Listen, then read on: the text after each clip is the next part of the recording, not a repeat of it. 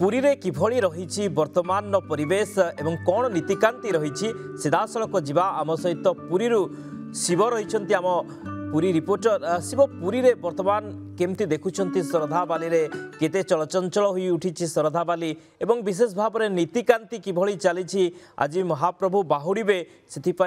केते तत्पर वर्तमान मंदिर प्रशासन केते तत्पर श्रद्धा बाली निश्चित भाव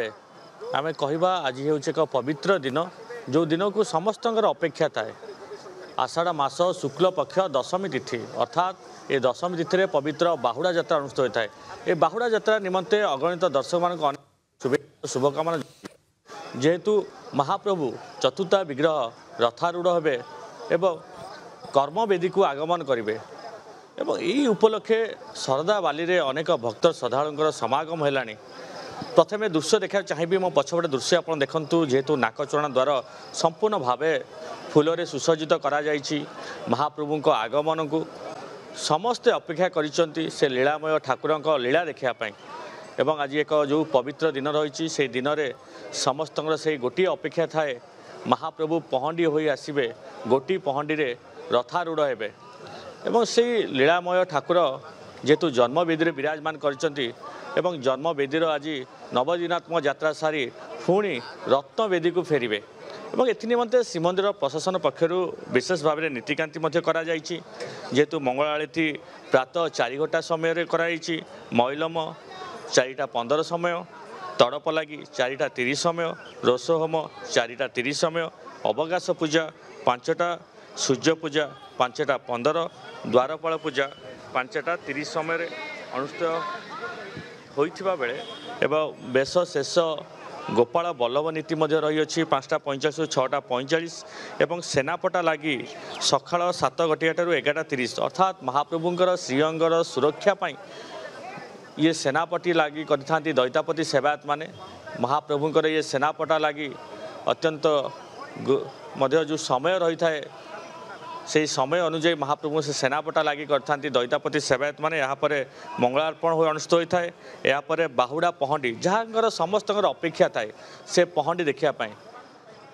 कारण महाप्रभु जन्मवेदी झुली झुली आसवे रथारूढ़ हे एवं से ही मुहूर्त को सब भक्त श्रद्धा मैंने अपेक्षा करिसेंती एवं बाहुड़ा पहंडी हेबा परे बेश करा बेश शेष करा या पर छेरा पहरा जो समय नीति निर्घंट कराई 2:30 रु 3:30 अर्थात छेरा पहरा श्रीनगर गजपति महाराज तामजान रे आसवे रथरे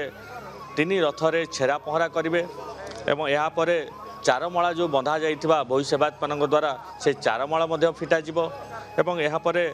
अश्व 3 रथरे अश्व लगे प्रक्रिया आरंभ हो एवं अश्व लगे पर रथर कहवा आगू किपरि बढ़िबो से अश्व एक आम कहवा आगू को रथ टाणी नेबापी अश्वर प्रमुख भूमिका थाए। यहाँ पर रथ टणा आरंभ हो 4 घटिका समय जो श्रीमंदिर प्रशासन पक्षर जो नीति निर्घंट करा रथ टणा प्रक्रिया 4 घटिका समय समस्त अपेक्षा रही से भक्त श्रद्धा मान समस्त अपेक्षा कारण महाप्रभुंर से रथ टाणीबा आम श्रीक्षेत्र जीवु शरदा बाली रे आमे महाप्रभु रथ टाणीबू एवं महाप्रभु रथ टाणी टाणी नहीं आम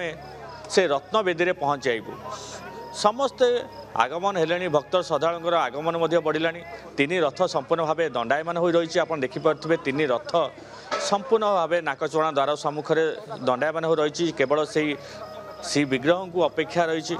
एवं गतकाली राति अनेक भक्त श्रद्धालु पहुँच सारे एक भक्तिमय परिवेश सृष्टि होती यार भितर आप देखिए अनेक श्रद्धालु भक्त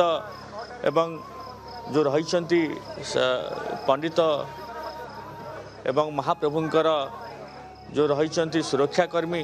समस्त उपस्थित रही कारण से दिव्य मुहूर्त आउ किछि समय अपेक्षा रही से किछि समय अपेक्षा समस्ते महाप्रभुंकर से दिव्य मुहूर्त को देखापी एवं अन्यपटे देखंतु जो भाव बाहुड़ा यात्रा एक नीति निर्घंट कराई श्रीमंदिर प्रशासन पक्षर रखिथांतु नीतिकांति उपरे आमे परवर्ती समय रे आपनक पाखु फेरिबु पुणी अपडेट नबु आम सहित स्टूडियो रे उपस्थित अछंती डॉक्टर भारत भूषण रथ महोदय अछंती तांका सहित आलोचना करिबा सर स्वागत करूछि कार्यक्रम को एवं आजिर ए जो दिन आजिर ए जो महात्मा रही से विषय आम जाना बाहुड़ा संपर्क जाना ए बाहुडार कौन रही तात्पर्य सर आज महाप्रभु बाहुड़े जेहेतु महालक्ष्मी रागिछंती एवं नंदीघोष रथ भांगिकी हेरा पंचमी जाइछंती महाप्रभु आज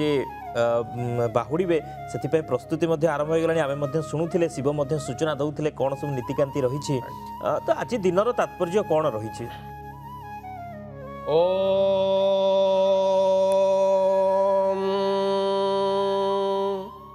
ओम नमो भगवते वासुदेवाय ओम तद्विष्णुः परमं पदं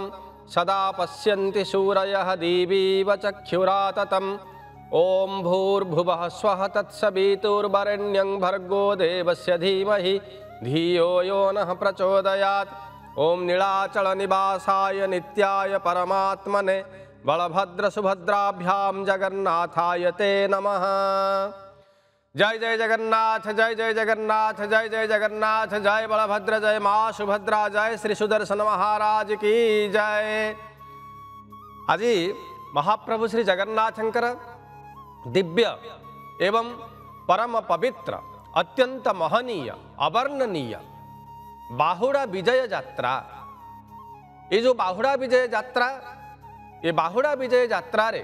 महाप्रभु श्री जगन्नाथ सते जमिति जड़े विजयी सेनापति विजयी योद्धा विजयी राजांक भली से आज श्रीगुंडीचा मंदिर रु श्रीमंदिर पर्यंत यात्रा करिवे। से आसी थिले जड़े राजा पतित पावन यात्रा करबा पई आसी थिले श्रीमंदिर रु। ये यात्रा थिला तंकर विजयर यात्रा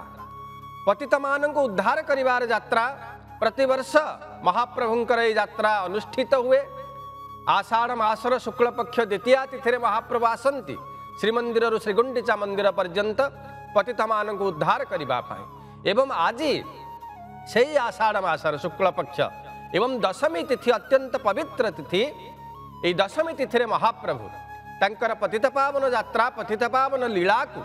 जहाँ को सी कहते यह हूँ मोर स्वयं लीला अर्थात तंकर मानवीय लीला ये मानवीय लीला को संपूर्ण भाव में समापन करी वर्तमान महाप्रभु आज विजय करिवे पुनः श्रीमंदिर को। तेबे ये जो 10 दिन यात्रा द्वितीया ठारू दशमी जहाँ को आम 8 दिन ग्रहण करुछे एवं ता भितर गोटे सप्ताह महाप्रभु रुहंती निजर जन्मवेदी रे तंकर जन्मस्थल जेउठी महाप्रभु जन्म नहीं